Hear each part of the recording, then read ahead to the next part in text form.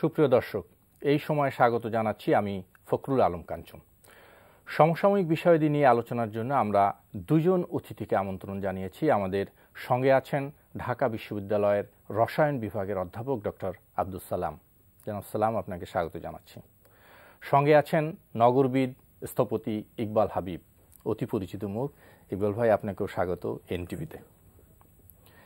আমরা রাজধানীর বায়ু দূষণ নিয়ে আলোচনা করব, কিন্তু এই আলোচনা যাওয়ার আগে অতি সম্প্রতি আমরা নগরের বায়ু দূষণ নিয়ে আমাদের এনটিভিতে একটি রিপোর্ট হয়েছে, মানে প্রচারিত হয়েছে। সেই রিপোর্টটি দেখব, তারপরে আলোচনায় যাব। জি,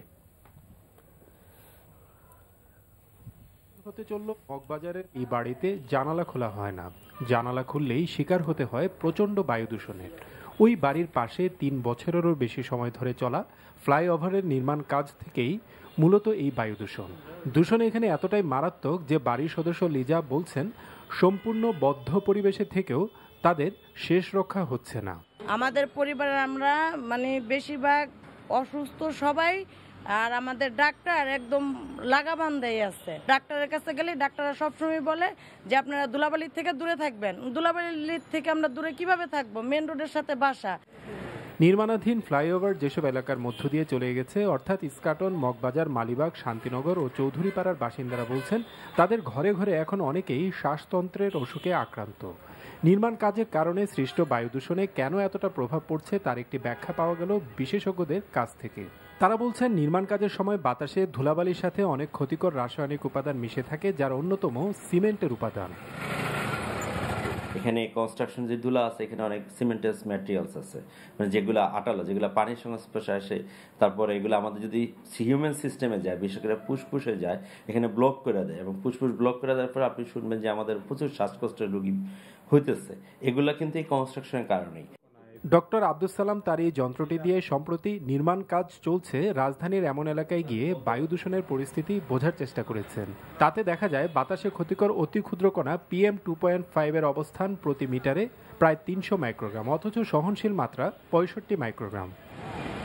এখানে যে ধুলাটা যাতে না উঠে সেটার জন্য পানি ব্যবহার করা প্রচুর পরিমাণে, তাহলে ধুলাটা কম হবে। 1 2 নম্বর হলো গিয়া যে কাজটা এখানে করতেছে, কনস্ট্রাকশনের বিরাট একটা কাজ, মেশামেশি করানো বা স্ল্যাব বানানো, ওইটা সেটা, এইসব জিনিস বাইরের থেকে অন্য জায়গা থেকে করে এখানে নিয়ে আসতে পারে।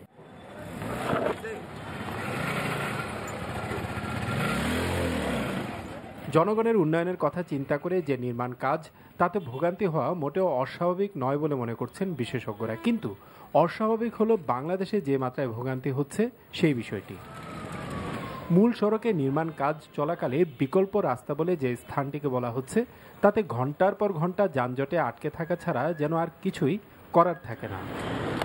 এক একটি সড়ক যেন হয়ে ওঠে এক একটি মরণ ফাঁদ। এই রাস্তাটা কাটা হয়েছে, ঠিক আছে, পাশের রাস্তা দিয়ে আমরা চলে যাব, this is alternative way, but আমি ওখানে যাই, ওখানে ওইটাও কাটা। দ্যাট মিনস আমরা একটা বদ্ধ একটা পরিবেশে আছি, এবং এটা যে কবে শেষ হবে এটা আল্লাহ ছাড়া কেউ জানে না। এইসব নির্মাণ কাজ শেষ হলে নাগরিক জীবনে অনেক পরিবর্তন আসবে, কিন্তু তার আগে রাজধানীবাসীকে আর কোন কোন এলাকায় কতদিন ভোগান্তি পোহাতে হবে সেই প্রশ্নটি বড় হয়ে দেখা দিয়েছে। এইটার বাস্তবায়ন যদি যথাযথভাবে করা যায়, 5টি মেট্রো লাইন, 4টি বাস র্যাপিড ট্রানজিট বা এরকম এবং অন্যান্য ব্যবস্থা, তাহলে এটার সুষ্ঠু বাস্তবায়ন করতে গেলেও 4 থেকে 6 বছর লাগতেই পারে। তো এই 4 থেকে 6 বছর তো আমাদের ঢাকাবাসীদের ভোগান্তি হবেই। সেইটা যেন একেবারে ন্যূনতম পর্যায়ে রাখা যায়, সেটাই হবে বড় একটা চ্যালেঞ্জ। জি, আমরা দেখলাম। আমি প্রথমে ইকবাল হাবিব আপনার কাছে জানতে চাব যে নগরীর উন্নয়নের কারণে যে বায়ু দূষণগুলো হচ্ছে, এটা তো একটি দিক, আর একটি দিক হলো ভোগান্তি।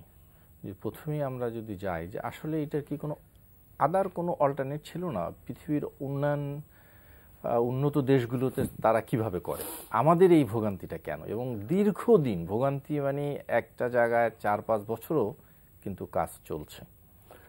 একটি কথা পরিষ্কারভাবে বোঝা দরকার, আমরা উন্নয়নকামী দেশ এবং উন্নয়ন আমাদের অত্যন্ত গুরুত্বপূর্ণ একটি অঙ্গ থাকবেই আরও অনেকগুলো বছর ধরে।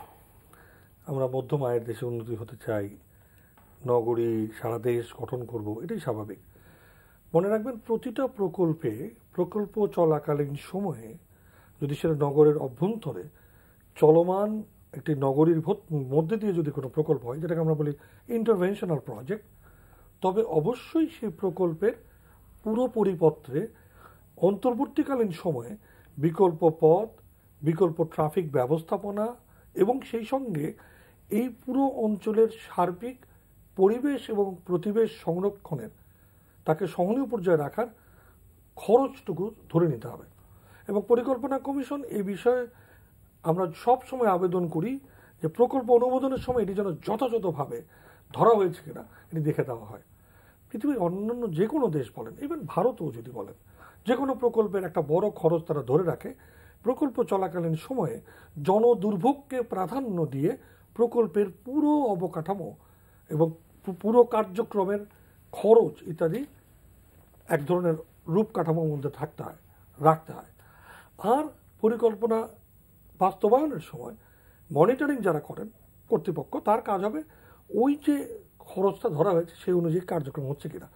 পুরো বিষয়টার গোড়াটা খুব সিম্পল, জনদুর্ভোগকে প্রাধান্য দিয়ে মাথায় রেখে আপনাকে প্রকল্প বাস্তবায়ন করতে হবে, শেষ কথা। আমাদের প্রকল্প করে যখন ধরা হয় তার সময় আমরা কখনো নির্ধারণ করি না। নির্ধারণ করা থাকলেও তার যে সময় বেড়ে সময়ের সাথে বাজেট বেড়ে যাওয়া, এটি যেন একটা স্বাভাবিক গ্রহণযোগ্য জায়গায়। কিন্তু সবচেয়ে গুরুত্বপূর্ণ বিষয় হচ্ছে এর ফলে যে জনদুর্ভোগ হচ্ছে, সেই জনদুর্ভোগকে অর্থনৈতিক মূল্যায়ন করলে যে পরিমাণ অর্থ, ধরেন এই মগবাজার মালিবাগ ফ্লাইওভারের কথাই যদি বলি, এই প্রকল্পটি তার দীর্ঘসূত্রিতার কারণে যে পরিমাণ জনস্বাস্থ্যের ক্ষতি করলো, যে পরিমাণ যানজট সৃষ্টি করার কারণে জনমানুষের শ্রমঘণ্টা নষ্ট করলো, সেগুলো যদি অর্থনৈতিক মূল্যায়ন করা যায় দেখা যাবে এরকম আরও 3টা ব্রিজ করা যাবে। তো এই বিষয়গুলো দেখার কেউ নেই।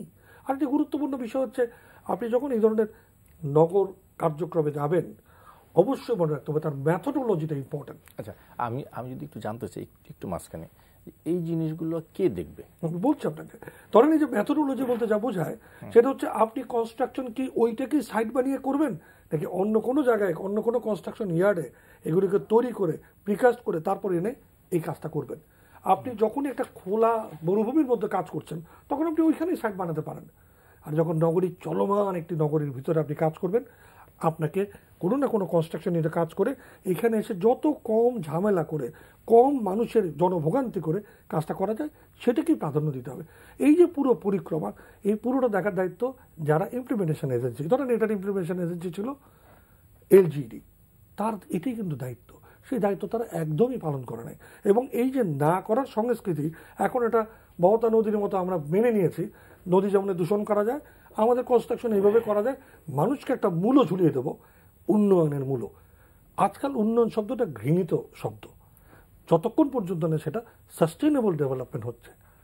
অর্থাৎ সেই উন্নয়ন দরকার যে উন্নয়ন পরিবেশকে সংরক্ষণ করে জনদুর্ভোগকে প্রাধান্য দিয়ে সকলের মত এবং পথ নিয়ে যে উন্নয়ন, সেটি হলো সাস্টেইনেবল উন্নয়ন। জি, আসি আপনার কাছে আবার একটু, জনাব আব্দুল সালাম আপনার কাছে যাই। আপনার কথা শুনলাম আমরা, যে জিনিসটা ইকবাল হাবিব বললেন যে কনস্ট্রাকশন ম্যাটেরিয়াল, আপনিও বলেছেন কনস্ট্রাকশন ম্যাটেরিয়ালগুলা ওই না করে বাইরে থেকে করে নিয়ে আসে, কিন্তু এগুলো তো হচ্ছে না, যার কারণে বায়ু দূষণ। আপনি বায়ু দূষণের মাত্রার কথা বলছিলেন, এই কনস্ট্রাকশন এরিয়া আপনার যদি কোনো থাকে, আপনার গবেষণা থাকে, আমরা যদি শুনি একটু যে বায়ু দূষণের মাত্রাটা কীরকম এবং কোন পর্যায়ে আমরা আছি ঢাকাবাসী। হ্যাঁ, তার আগে আমি একটু আপনার ধন্যবাদ আপনার প্রশ্নের জন্য। আমি একটু বলতে চাই ওভারঅল বায়ু দূষণ নিয়ে।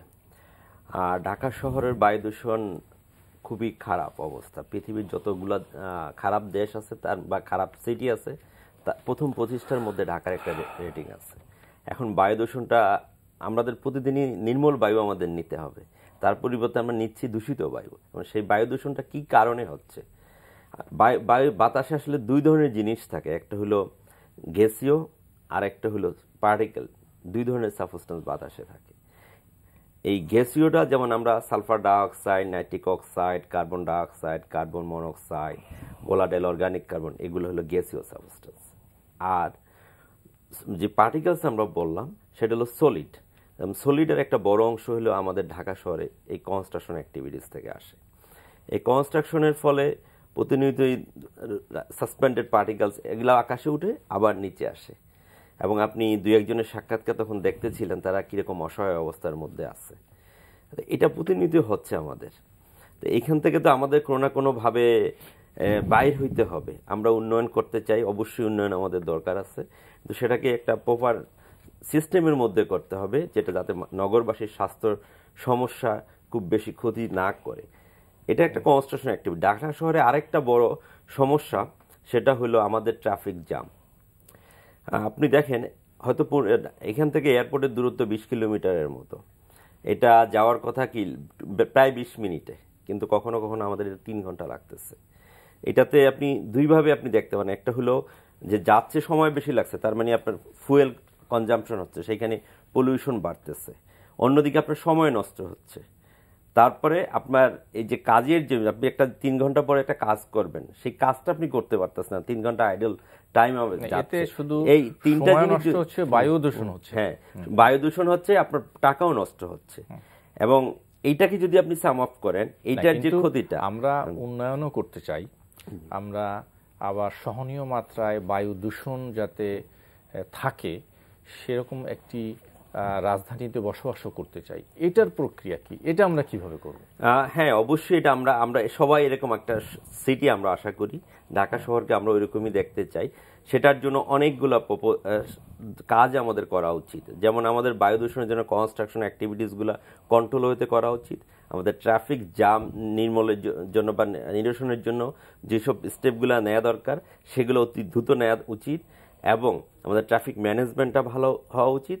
তারপর আরেকটা জিনিস, আমাদের শহরের মধ্যে অনেক ইন্ডাস্ট্রি আছে, সেই ইন্ডাস্ট্রিগুলাই শহরের পলিউশনে অনেক কন্ট্রিবিউট করে। সেটা আমাদের থেকে একটু দূরে নিতে হবে, যেখানে এখানে পলিউশন না হয়। তারপর ঢাকা শহরের চারিদিকে আরেকটা বড় জিনিস হলো ইটের ভাটা। প্রায় কেউ কেউ বলে 1500, কেউ কেউ বলে 1200। ইটের ভাটা নিয়ে তো আইনও করলো, কিন্তু খুব একটা এই আলোচনায় আসি, ইটের ভাটা এবং বায়ু দূষণ আসবো। কিন্তু তার আগে আমার একটু জানার আছে ইকবাল হাবিবের কাছে, যে আমরা উন্নত বিশ্বে তো অনেক এরকম মানে কন্টিনিউয়াস তো হচ্ছে, বিভিন্ন বড় বড় কাজ হচ্ছে, তারা মানে কিভাবে করে আর আমরা কিভাবে করছি? আমি সেই জায়গাগুলি ব্যাখ্যা করছিলাম, এবং একটা কথা পরিষ্কার মনে রাখতে হবে, প্রফেসর সাহেবের কথার সাথে যুক্ত করে রাখি, আমরা যেভাবে নগরীকে পরিষ্কার পরিচ্ছন্ন করি সেটাও সেই মান্ধাত্তার আমলের, এবং সেখানেও আমরা অতীতে আমাদের যে ভালো অভিজ্ঞতা ছিল সেটাকে কাজে লাগাই না। আমরা কিন্তু শহরকে পানি দিয়ে সকালবেলা পরিষ্কার করতাম, এখন অর্থাৎ ধৌত করতাম। কলকাতা শহরেও পানি দিয়ে, হাইড্রেন্টের পানি দিয়ে পরিষ্কার করা। আমরা গত 15-20 বছরে পানি দিয়ে কোথাও পরিষ্কার হয় না, এখন ঝাড় দিয়ে পরিষ্কার হয়। আর ফলে সাসপেন্ডেড ম্যাটেরিয়াল ওই ভোরবেলা থেকেই উঠতে থাকে। তো এই পুরো প্রক্রিয়াটার আসলে যেটা দরকার, আমি যেটা একদম এক কথায় বলতে পারি, জনদুর্ভোগকে গুরুত্ব দিয়ে এইসব নির্মাণ কার্যক্রমের পরিকল্পনা করা এবং তার বাস্তবায়ন করা। এবং পরিকল্পনা এবং বাস্তবায়নের এই প্রক্রিয়ায় পৃথিবীতে অজস্র উদাহরণ রয়েছে। আমাদের মতো কেউ মান্ধাত্তার আমলে জনগণের সম্পত্তিকে, জনগণের দুর্ভোগকে কোনো দুর্ভোগই না মনে করে কাজ করার কোনো রকমের চেষ্টা পৃথিবীর কোথাও নাই। আমি জাপানে দেখেছি, টোকিও শহরে রাত 10টার পর কনস্ট্রাকশনের সকল টিম এসে হাজির হলো। আমি পাশে একটা হোটেলে ছিলাম এবং আমি হতভম্ব, সারা রাত আমি জেগে থেকেছি শুধুমাত্র দেখার জন্যে। ঠিক ভোরবেলা ফাজরের আজানের সময় তারা সব কিছু গুটিয়ে চলে গেল, এবং আমি পরের দিন সকালবেলা যদি আপনাকে কেউ না দেখিয়ে বলে যে এখানটা একটা বড় কাজ তারা রাতে করে গেছে, আবার আজকে রাতে আসবে, আপনি বিশ্বাস করতে পারবেন না। অর্থাৎ ওই জনদুর্ভোগ মোকাবেলার জন্যে ওটিকে আবার পরের দিনের ওই শেষের 3 ঘন্টা তারা আবার পরিপাটি করে বিকল্প ব্যবস্থাটা এমনভাবেই করে যে আপনি সকালে এসে খুব নজর না করলে বুঝবেন না যে আপনি একটা কনস্ট্রাকশন সাইটের মধ্যে দিয়ে চলে যাচ্ছেন। এটি পুরো কার্যক্রমের মধ্যে, পরিকল্পনার আদলের মধ্যে এটা ঢুকিয়ে রাখা হয়। এবং সবচেয়ে গুরুত্বপূর্ণ বিষয় হচ্ছে প্রকল্পের খরচে তা হতো মাত্র 10% অতিরিক্ত, কিন্তু আমি যে হিসাবটা আপনি বললাম তা যদি আপনি না করেন, এই যে অন্য অর্থমূল্য আপনি দিচ্ছেন যানজটের কারণে, শ্রমঘণ্টার কারণে, ধুলোর কারণে, জনস্বাস্থ্যের ক্ষতি করে, তার মূল্য কিন্তু হয়তো দেখা যাবে ওই ফ্লাইওভার প্রজেক্টেরও 2 থেকে 3 গুণ। জি, আমি ওনার সাথে একটু অ্যাড করতে চাই, যেমন আমরা যদি একটা টিনের বাড়ি বানাই, টিনের ঘর করতে চাই, বা একটা ব্রিকের বাড়ি বানাতে চাই, আমরা কি এইখানে সাইডে কি ব্রিক কনস্ট্রাকশন ব্রিক বানাই, বা টিনটা কি সাইডেই বানাই? সেটা আমাদের আলাদা কোনো একটা ইন্ডাস্ট্রি আছে। এইসব কনস্ট্রাকশনে তো আমরা বড় বড় ইন্ডাস্ট্রি দূরে কোথায় করতে পারি, এবং সেগুলো আইনা এখানে ফিট করি। আমরা তাহলে এই কাজটা করছি না কেন? সেটা কাজটা করছি না কারণ এই নগরীর ওই দায়িত্বশীল আচরণ করার সত্যিকার কর্তৃপক্ষ আমরা এখনো তৈরি করতে পারিনি। আমরা নগর সরকার বলি অথবা নগরের সিটি কর্পোরেশনকে বলি, আমরা ওইরকম একটা কর্তৃপক্ষ তৈরি করতে পারি নাই যার তদারকিতে, যার কর্তৃত্বে, যার পরিচালনায় সকল কার্যক্রম পরিচালিত হবে, পরিশীলিত হবে। এবং এটা যে করতে না পারাটা, এর ফলে কি দায়বদ্ধতাহীন একটা কার্যক্রমের খেয়ালিপনার মধ্যে চলছি আমরা। কিন্তু নগর সরকার বলতে যেটা বুঝাতে চাই যে কেউ না কেউ নগরীর মালিক হোক, জনগণের পক্ষ থেকে নির্বাচিত কেউ, যার কাছে আমি জনগণ হিসেবে বলতেও পারবো, আর তিনিও সকলের দায়িত্বটা নিতে পারবেন। সেটা আইন শৃঙ্খলা থেকে শুরু করে এই নগর দুর্ভোগ যারা করে তাদের সকলের নির্মাণ কৌশল থেকে বাস্তবায়ন থেকে শুরু করে এই জায়গাটা আমরা তৈরি করতে পারছি না। তবে হ্যাঁ, নির্বাচন হয়েছে, নতুন মেয়র এসছেন, তারা কিছু উদ্যোগ নিচ্ছেন এবং ধীরে ধীরে বেড়াজালের মধ্যে সবাইকে আনার চেষ্টা করছেন, কারণ মানুষের চাপ রয়েছে, মানুষের দুর্ভোগকে তারা পরোয়া না করে পারছেন না। হয়তো সময় লাগবে, কিন্তু এই জায়গায় পৌঁছানো পর্যন্ত আমাদেরকে দুর্ভোগ ঘাড়ের মধ্যে বইই বেড়াতে হবে। একটা কথা পরিষ্কার বলি, প্রতি 10 জনের 10টা মৃত্যুর 1টি মৃত্যু বায়ু দূষণের জন্য হয় সারা পৃথিবীতে। এবং সবচেয়ে গুরুত্বপূর্ণ বিষয় হচ্ছে প্রায় 300 মিলিয়ন ডেথ বলা হয় বায়ু দূষণের কারণে পৃথিবীতে হয়, আর তার মধ্যে 220 হচ্ছে এই সাউথ ইস্ট এশিয়ায়। তার মানে বায়ু দূষণের এই চক্রান্তের মধ্যে, এই অবহেলার মধ্যে সবচেয়ে বেশি কুলুষিত চায়না থেকে ইন্ডিয়া পর্যন্ত এই অঞ্চলের মানুষগুলো। তারপরে আমাদের ধর্তব্যের মধ্যে আমরা গুরুত্বের সঙ্গে এর বিচার বিবেচনা এটা নিচ্ছি না। আমি আপনাকে জানি না এখন সময় আছে কিনা, তবে সময় থাকলে পরের বার বলবো। আমরা একটা গবেষণা করেছিলাম গত মার্চ থেকে এপ্রিল পর্যন্ত, যেটা কিন্তু উনিও যুক্ত ছিলেন, এবং সেই গবেষণায় আমরা গবেষণা করছিলাম বায়ু দূষণ নিয়ে। প্রফেসর এম আর খান, যিনি প্রয়াত, ব্রিগেডিয়ার মালিক সাহেব এবং প্রফেসর রুহুল আমিন সাহেব স্কয়ার হাসপাতালের, তারা সবাই যুক্ত ছিলেন, ওনারাও যুক্ত ছিলেন ঢাকা বিশ্ববিদ্যালয় থেকে। এবং আমরা গবেষণা করতে করতে এক সময় দেখলাম প্রফেসররা বললেন, একটা কাজ করেন তো, আপনারা স্কুলে স্কুলে দেখেন তো বাচ্চাদের লাংসের অবস্থা কি। যখন সেই পরীক্ষাটা আমরা করলাম, বায়ু দূষণের মাত্রা দেখলাম 300-র কাছাকাছি। আর পাশাপাশি ওনারা যখন বললেন একটু লাংসটা দেখেন, এম আর খান সাহেব বললেন, আমার ধারণা লাংসের অবস্থা খুব খারাপ। আমরা যে তথ্য পেয়েছি ভয়ঙ্কর, 24.3% বাচ্চাদের লাংস অ্যাবনর্মালি লোয়ার হচ্ছে, অর্থাৎ তারা তার লাংসের সক্ষমতা হারিয়ে ফেলছে। এই তো আপনার শহর। এই যে উদ্ঘাটন করলাম, এই অনুযায়ী সরকারি বেসরকারি যে বিরাট উদ্যোগ নেওয়ার দরকার ছিল, কর্মতৎপরতা নেওয়ার দরকার ছিল। প্রথম আলো সহ অনেক পত্রিকার প্রচ্ছদে ছিল এই নিউজটি, কিছুই হয় নাই। ক্লিন এয়ার বলে একটা প্রকল্প চলছে, কোন ওই প্রকল্প যে চলছে তার এফেক্ট কিন্তু আমরা এখনো বুঝি না।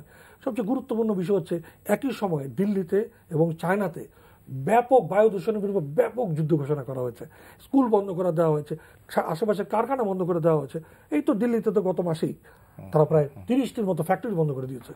অর্থাৎ সবাই তার সন্তানের কথা বিবেচনা করে, তার ভবিষ্যৎ প্রজন্মের স্বাস্থ্যের কথা বিবেচনা করে দ্রুত পদক্ষেপ নিতে আগ্রহী। শুধুমাত্র আমরা যারা এখনো এর দিকে ভ্রুক্ষেপই করলাম না।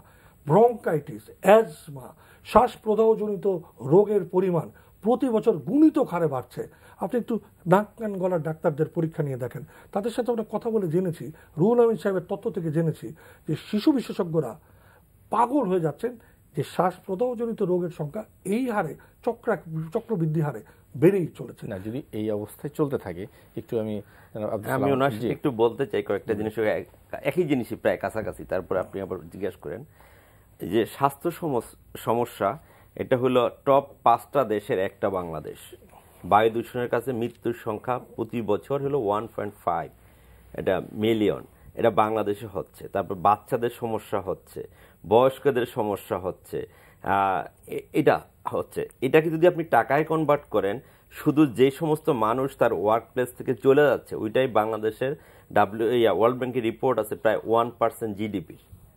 চিন্তা করতে পারতেছেন এয়ার পলিউশনের জন্য কত মানুষ মারা যাচ্ছে এবং তার ইম্প্যাক্টটা কত, সেটা আসলে স্বাভাবিকভাবে আমরা চিন্তা করি না। কিন্তু এখন প্রতিকারটা কি? প্রতিকার অনেক, প্রতিকারের জায়গায় আমি একটু একটা স্পষ্টত বলতে চাই। প্রতিকারের পথ দেখিয়েছে কারা জানেন? পৃথিবীতে আলোড়িত করে বাংলাদেশ। আপনার শুনতে কষ্ট হচ্ছে না? হ্যাঁ নিশ্চয়ই। আমি রাজশাহী শহর পৃথিবীর এক নম্বর, গত 3 মাস আগের রিপোর্ট, রাজশাহী শহর পৃথিবীর দ্রুততম বায়ু দূষণ কমানোর জন্য রেকর্ড করেছে সারা পৃথিবীতে। এটা কোন শহর? রাজশাহী সিটি। 195 ছিল তাদের PM 10 মানে 10 মাইক্রোমিটার সমান, মাইক্রোগ্রাম পার কিউবিক মিটারে ওদের পরিমাণ, ওদের micrometre microgram per metre cube বলে আর কি। এটা 195 থেকে তারা 63.9% কমিয়েছে এবং পৃথিবীর 18টা দেশের সাথে তুলনা করে শুধুমাত্র সচেতনতা, পরিকল্পনা, জনগণকে সাথে নিয়ে, যারা হাঁটতে চায় তাদেরকে সাথে নিয়ে পুরো নগরীকে ঢেলে সাজানো, কনস্ট্রাকশন, উন্মুক্ত যত ভূমি ছিল সেগুলোকে ঘাস পরিণত করা, কিছুই না।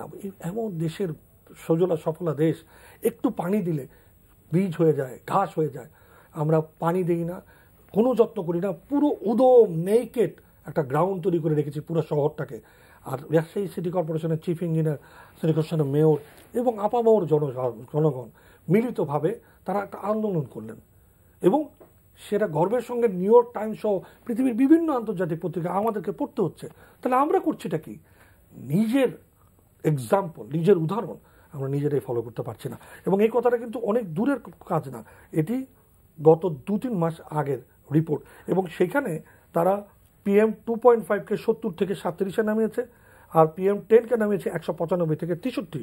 এবং রাজশাহী, দিল্লি এবং চায়না তারা নামিয়েছিল 19%, চায়না নামিয়েছিল 39%, আর রাজশাহী নামিয়েছে 67% মাত্র 2 বছরে। এটা কি তারা মূলত কনস্ট্রাকশন কাজগুলো তার পুরো বিষয়টাকে তারা সমন্বিত কার্যক্রমের মধ্যে নেমেছে।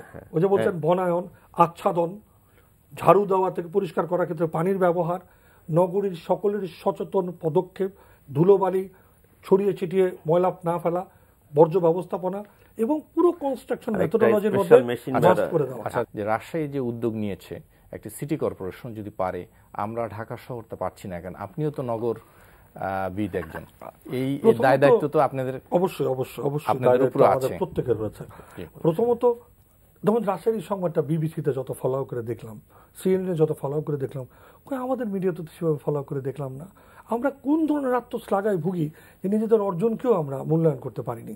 দ্বিতীয়ত, ঢাকা শহরের সাথে রাজশাহীর পার্থক্য রয়েছে অবশ্যই। 45,000 থেকে 48,000 পার স্কোয়ার কিলোমিটারে ঢাকার জনবসতি। ঢাকার উন্নয়নের মাত্রা রাজশাহীর অনেক অনেক অনেক গুণ। রাজশাহী এত মানুষ নেই, ঢাকা শহরে যত মানুষ রয়েছে, যত কর্মকাণ্ড হচ্ছে, সেটি যেমন সত্য, ঢাকার প্রতি মনোযোগ, ঢাকার যে অর্থনৈতিক স্বাবলম্বতা, ঢাকার প্রতি যে ইনভেস্টমেন্ট, সেটাও কিন্তু রাজশাহীর অনেক অনেক গুণ। শুধু আন্তরিকতা, সমন্বিত কার্যক্রমের অভাব।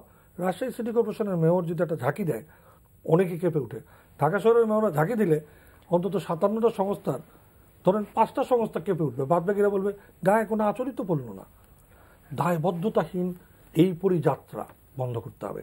আমাদের এই যে 54 থেকে 57টা সংস্থায় নগরীকে পরিচালনা করছে, তাদেরকে দায়বদ্ধ হতেই হবে কারো না কারো কাছে, এবং সেই কারো কাছের জায়গাটা হতে হবে জনপ্রতিনিধি। এটি নিশ্চিত করেন, আপনি রাজশাহীর উদ্যোগ ঢাকায় দেখবেন এবং জনসম্পৃক্ততার মাধ্যমে সেই উদ্যোগ ছড়িয়ে পড়বে ঢাকার কোনায় কোনায়। এখন আমি আবারও বলছি, মানুষকে যদি আপনি এই এক্সাম্পলটাই শুধু দেন, বিদেশের এক্সাম্পল নয়, যে আমার দেশের একটি শহর যদি করতে পারে, আমি কেন বসে থাকবো? আর সকল প্রকল্পের অনুমোদনের আগে সরকার যদি বাধ্য করেন যে অনুমোদন প্রকল্প তখনই হবে যখন প্রকল্পের জনদুর্ভোগের জন্য তুমি কি কি পদক্ষেপ গ্রহণ করেছো, সেটার জন্য কত টাকা ধরেছো, এটা নিশ্চিত করেন। এবং পাশাপাশি অনুমোদন পরবর্তী প্রতিটি সংস্থাকে যেন বাধ্য করে ওই অনুমোদন প্রক্রিয়ায় যা যা পদক্ষেপ গ্রহণ করবে অ্যাজ মিটিগেশনাল প্ল্যান, সেটাকে অবশ্য করণীয় করা। এই দুটো কাজ যদি করেন, এর সঙ্গে যদি জনসম্পৃক্ততা করেন, অর্থাৎ জনগণও যেন সরকারের পক্ষ থেকে এগুলো পাহারাদার, এগুলো না জনসম্পৃক্ত তো যদি মানে কথা আপনি বলছেন জনগণের দুর্ভোগ হচ্ছে, তারা চিৎকার চেঁচামেচি করছে, আমরা সংবাদকর্মীরা তা প্রচার করছি, কিন্তু কোনো কাজ হয় না। আচ্ছা, যদি একটু সম্পৃক্ততা বলছেন, আমি বললাম কর্তৃত্বের সম্পৃক্ততা, কর্তৃত্বের জায়গায় তো জনগণ কমপ্লেন করলে সেই কমপ্লেনকে আপনি গ্রাহ্যতার মধ্যে নাও। আজকাল তো অ্যাপস বেরিয়েছে, অ্যাপস থেকে কমপ্লেন করা যায়। আপনি ড্যাশবোর্ডটাকে এমনভাবে করেন যে ওইখানে কমপ্লেন আসা মাত্র কমপ্লেনের পরিমাণ যদি এই হারে বাড়ে তাহলে অবশ্যই প্রধানমন্ত্রীর কাছে সেটা চলে যাবে। করেন না ব্যবস্থা। আমি আবারও বলছি, জবাবদিহিতাহীন কোনো কার্যক্রম, কোনো গভর্নেন্স এই নগরীকে ঘুরে দাঁড়াতে সাহায্য করতে পারবে না। ভবন নির্মাণে কোনো আইন আছে কিনা এরকম কোনো কিছু, যে আপনি এতটুকু মানে কনস্ট্রাকশন? না, ভবন নির্মাণ সম্বন্ধে আমি অত বলতে পারবো না, কারণ আমি ওই বিষয়ে এক্সপার্ট না। কিন্তু ভবন নির্মাণ অবশ্যই আমাদের দেশের নিয়ম আছে, সেটা তো একটা পরিবেশ বান্ধব ভবন নির্মাণের নিয়ম আছে। আমি এই পরিমাণ পরিবেশ অবশ্যই আছে, আমি যেটা বলতে অবশ্যই আছে, আমি এই শিল্পের সঙ্গে জড়িত, অবশ্যই রয়েছে। আপনি আপনার প্রতিবেশের ক্ষতি করে কোনো কার্যক্রম করতে পারবেন না। আপনি ইট ভাঙবেন আপনার জায়গায় টাটা টাটা শব্দ করে, আপনি এটা আইনগতভাবে পারবেন না। কিন্তু এটা দেখভাল করার কে আছে? প্রবলেম তো অন্য জায়গায়। আইনের জায়গায় পরিষ্কার, আমাদের যে আইন রয়েছে, যে বিধিমালা রয়েছে, সে পৃথিবীর যে কোনো দেশের সাথে তুলনা করলে যথেষ্ট স্ট্যান্ডার্ড। কিন্তু এই প্রতিবার হোন্ডা উঠিয়ে দিচ্ছে ফুটপাতে, কেউ কিছু বলতে পারছি না। আমার পাশের বাড়িতে ইটের সুরকি কোথাও থেকে কিনে আনা যায়, 2 টাকা বাঁচানোর জন্য টাটা টাটা টাটা করে শব্দ করে আমার বিকট শব্দ করে আমার মায়ের ঘুম, আমার সন্তানের ঘুম হারাম করছে। আমি কিন্তু কিছু বলতে পারছি না। কিন্তু বলার কেন বলতে পারবো না? কেন কর্তৃপক্ষ নাই? আমরা একটু শুনি এই যে কর্তৃপক্ষ নাই। আমি একটু ওনার সাথে অ্যাড করি, তারপরে বলি। ভবন নির্মাণের যত ভবন আছে সবগুলো নির্মাণ সরকারের আইন আছে, এবং যত উঁচা বিল্ডিং বানাইতে চায় পরিবেশ অধিদপ্তর থেকে সার্টিফিকেট আছে। আমরা করছিলাম যে শুধু পরিবেশের ক্ষতি করে যে ইচ্ছা মতন আমার ইচ্ছা হলো আমি কাজ শুরু করে দিলাম, মূল রাস্তার মধ্যে মালামাল রাখলাম, সেগুলো মিক্সচার করলাম, কাজ করলাম, আবার ইচ্ছা হলো মানে এই যে কি বলে বিকট শব্দে সেটা করতে পারে না। আপনি কত খারাপ অবস্থা, একজনের বাড়িতে কারেন্ট চলে গেছে, জেনারেটরের একজস্ট দিয়ে রাখছে আরেকজনের বাসার মধ্যে। ঢাকা শহরের বাসা এত কাছাকাছি, এর বাসার একজস্টের যত ফিউম আছে, ব্যাড স্মেল, যত ব্ল্যাক কার্বন আছে যাচ্ছে আরেক বাসায়। এটার জন্য এগুলো আইন আছে, কিন্তু আমাদের আইনের যে প্রয়োগ সেটা নাই, বা এটা দেখার যে কোনো লোক নাই, বা এটা যদি আমি একটা বিচার চাই কারোর কাছে, সেটার বিচারটা ঠিক মতো হচ্ছে না, যার জন্য এইসব কাজগুলো আস্তে আস্তে বেড়ে যাচ্ছে। এই জন্য এটার বিচার দরকার, এটার প্রয়োগটা দরকার। দেখি যে মাঝে মধ্যে এই মোবাইল কোর্ট, না সেটা মাঝে মধ্যে আরো বেশি দরকার, এবং আপনাদের মিডিয়ার। আমি শুধু প্রফেসর সাহেবের সাথে যুক্ত করি কি, আসলে বিচারটা করবে কি? বিচারপতি তোমার বিচার করবে যারা, মনে রাখতে হবে আমার এই শহর কিন্তু অন্যের বিচারের অপেক্ষা কখনো ছিল না। সর্দার প্রথা ছিল, মহল্লা প্রথা ছিল, পাড়ার মধ্যে মুরব্বীরা বসেই সমাধান করতেন। গ্রামে এখনো তো তাই করে, তাই না? আমরা কি সে কালচার থেকে বেরিয়ে গেলাম? আমরা কি এতই স্বার্থপর হয়ে গেলাম যে আমার প্রতিবেশীর ঘরের দিকে আমার ফিউম, যেগুলো আমি জানি কার্বন মনোক্সাইড পূর্ণ, সালফার পূর্ণ, আমি সেটা দিয়ে দিলাম? এই যে চর্চা, এই চর্চা থেকে বেরিয়ে আসার জন্য আমি মনে করি রাজনৈতিক একটা প্রজ্ঞা নিয়ে আবার আমার কমিউনিটি লিভিংয়ের এনভায়রনমেন্টকে ডেভেলপ করতে হবে। পারস্পরিক সৌহার্দ্যপূর্ণ আচরণের যে কমিউনিটি লিভিং, সেটাকে ফিরিয়ে আনতে হবে। আমি আমার ছোটোবেলায় এই আশেপাশের এলাকায় বড় হয়েছি, পাড়া তো ভাই বোন এরকম একটা সম্পর্ক ছিল। আমার পাড়ার কোনো মেয়েকে কেউ চোখ টিপি মেরেছে, পাশের পাড়া পিটিয়ে আসতাম। এই যে আবার ফিরিয়ে আনতে হবে সেই জায়গা, এবং এই ফিরিয়ে আনার কাজ অধিকাংশ বড় বড় কনস্ট্রাকশন এবং উন্নয়নের কাজের সাথে সরকার ইনভলভ, সরকারের তত্ত্বাবধানে হচ্ছে। এলজিআরডি বলেন, সড়ক জনপদ বলেন, তারাই করছে। কিন্তু তাহলে এই কাজগুলো যদি সরকারের তত্ত্বাবধানে হয় এবং সরকারের বিভিন্ন সংস্থাগুলো করে এবং তারাই যদি আইন না মানে, সেখানে আমাদের জনগণের যাবে কোথায়? অনেক বড় জায়গা আছে, জানেন কি? আমি আপনাকে একটা জিনিস শুধু বলি যে একসময় তো এই নগরী চলেছে প্রশাসকদের মাধ্যমে।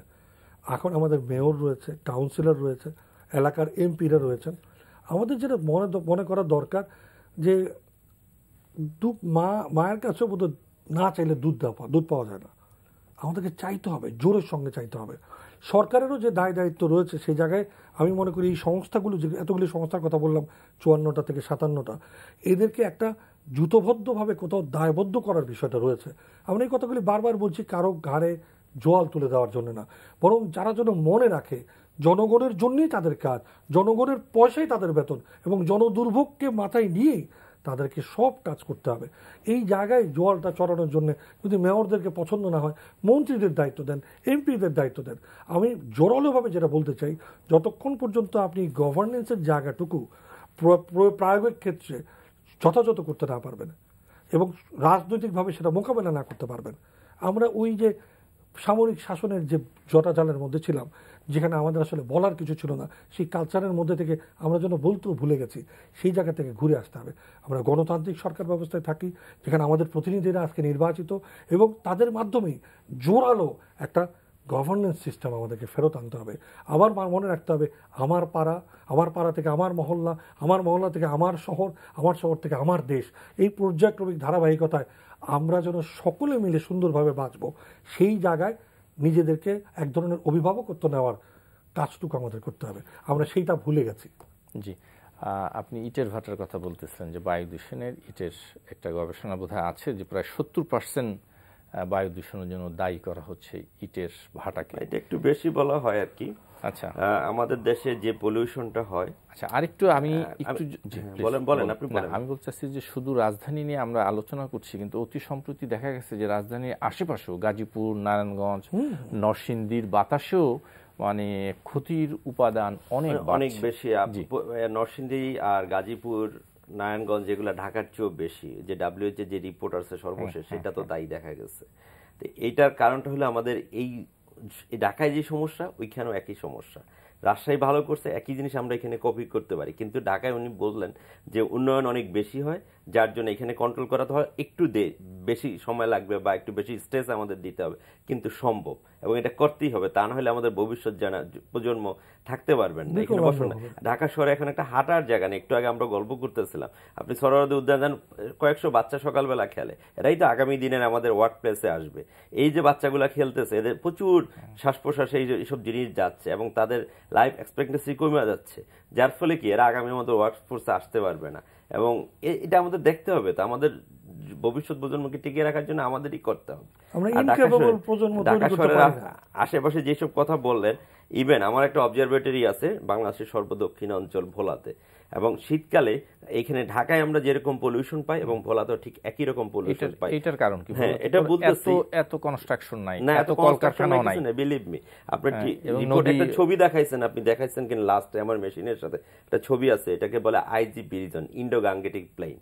এই যে সারা হিমালয়, ইন্ডিয়ান, চাইনিজ, আমাদের এবং সবার যে পলিউশনটা আমরা ক্রিয়েট করি, এটা আস্তে আস্তে যায় হিমালয় পর্যন্ত। যখন উইন্টারটা শুরু হয়, অক্টোবরের কোনো এক সময় বাতাস ওদিক থেকে আসতে শুরু করে এবং প্রচুর পরিমাণে যে পলিউশন আছে, এটা সেই হিমালয়ের ওই অঞ্চল থেকে শুরু করে ইন্ডিয়ার কানপুর থেকে দিল্লির কিছু অঞ্চল, তারপরে হলো কাঠমান্ডু, নেপাল, তারপরে বাংলাদেশের মধ্যে ঢাকা দিয়ে হয় বোলা বে অফ বেঙ্গলে চলে যাচ্ছে।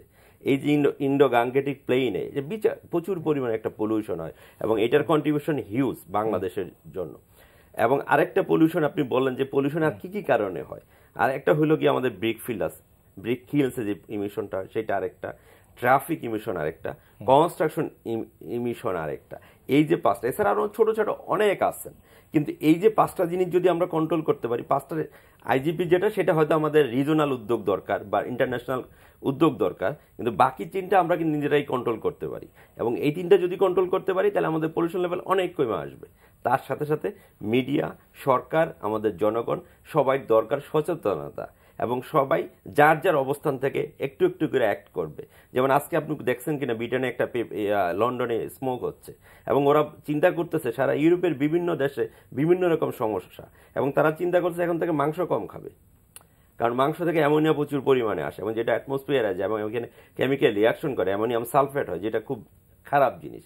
এইসব জিনিস নিয়ে কথা হচ্ছে। তাহলে আমরা যদি 5টা বা 4টা জিনিস আমরাও বললাম, এই একটা হলো ইটের ভাটার ইমিশন, আমাদের ট্রাফিক ইমিশন এবং কনস্ট্রাকশনের যে অ্যাক্টিভিটিস অ্যান্ড আদার ইন্ডাস্ট্রিজ, যদি আমরা কন্ট্রোল করতে পারি, তাহলে আমাদের পলিউশন অনেক নিচে আসা পড়বে। এবং যেটা আমাদের ডাব্লিউএইচও রিপোর্ট হলো লিমিট ভ্যালু হলো 25 এবং আমাদের নিজস্ব রিপোর্ট হলো 65, এই নিচে এসে পড়বে। এবং আমাদের দেশে আমাদের যে 4টা সিজন আছে, বর্ষাকালটা যেটা monsoon time is very good.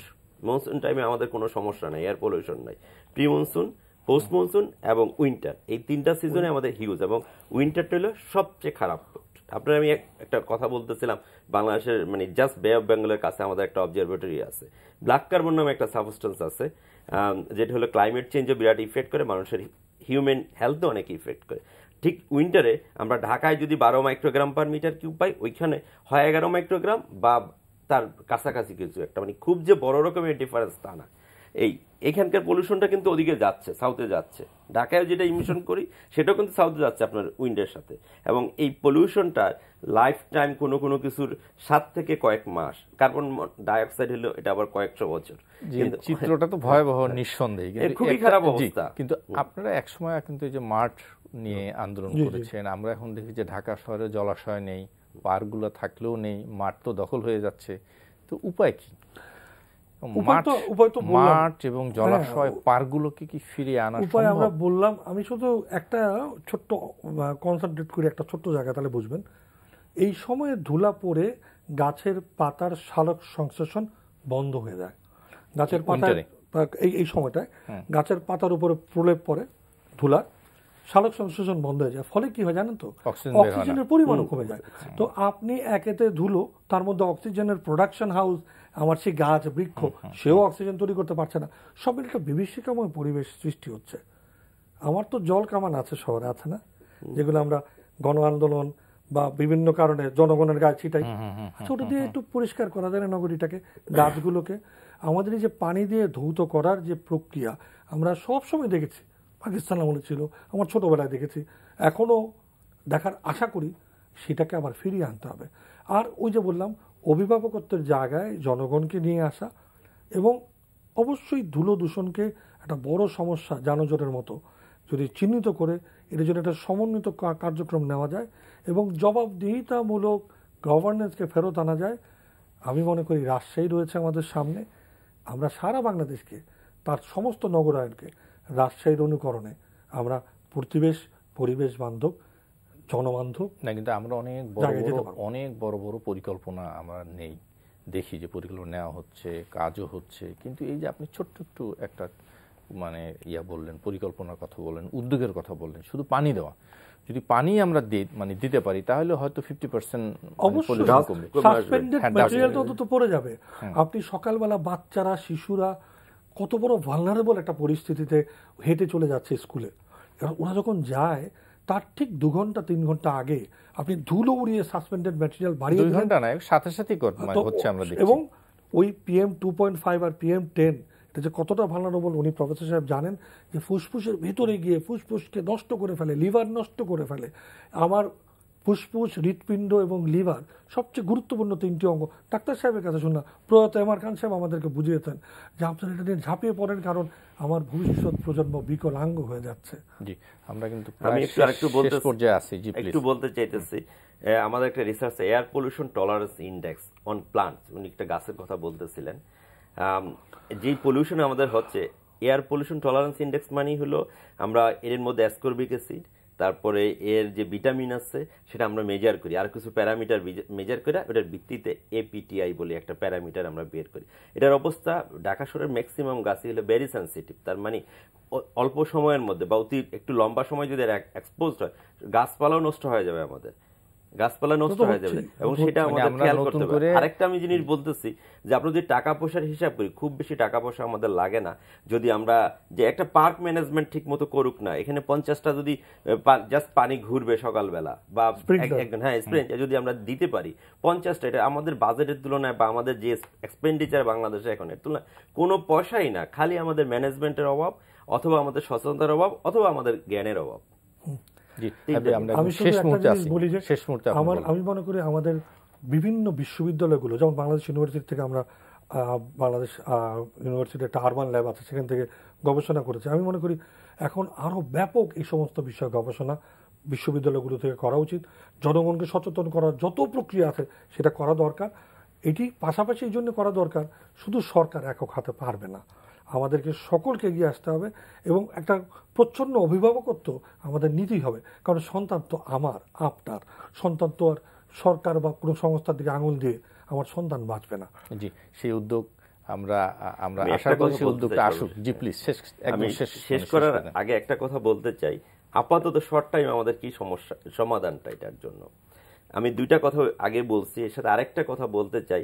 At least যদি আমরা মুখের মধ্যে কোনো একটা কাপড় দিয়ে রাখি, মাস্ক যেটা আমরা বলি, সেটা আসলে সমাধান না, সেটা একদম টেম্পোরারি। যদি কন্টিনিউয়াস এরকম ভাবে দূষণ চলতেই থাকে, দূষণ বাড়বে। আপনি কাপড় দেই, মাস্ক দেই, আবার শেষ করতে দেন, আপনি একদম শেষ, এটা আমাকে শেষ করতে দেন। এটা যদি দেই এবং এটা ঘন ঘন ক্লিন পরিষ্কার করি, তাহলে কিছুটা রেহাই পাইতে পারি। আরেকটা জিনিস, আমরা সবাই বলি নির্মল বাতাসের জন্য আমরা জানলা খুলে দিই, কিন্তু জানলা খুলে দিলেই আরো সবচেয়ে খারাপ বাতাসটা ঘরের মধ্যে আসে। এই দুইটা জিনিস আমাদের অ্যাভয়েড করতে হবে। প্লাস ওই যে আমি আরো দুইটা কথা বললাম, প্রচুর পরিমাণে পানি দিতে হবে, প্লাস কনস্ট্রাকশনে যেসব জিনিসগুলো দরকার আমরা এগুলো বাইরে করতে হবে। আমরা আশা করি যাদের হাতে এই কাজগুলো তারা সেই উদ্যোগ নিয়েও আমরাও সচেতনভাবে এগিয়ে আসি। আপনাদের দুজনকে ধন্যবাদ আজকে এনটিভিকে সময় দেওয়ার জন্য। আপনাকে অনেক ধন্যবাদ। দর্শক, এই ছিল আমাদের আজকের আয়োজন। আগামী অনুষ্ঠানে আবার দেখা হবে। আল্লাহ হাফেজ।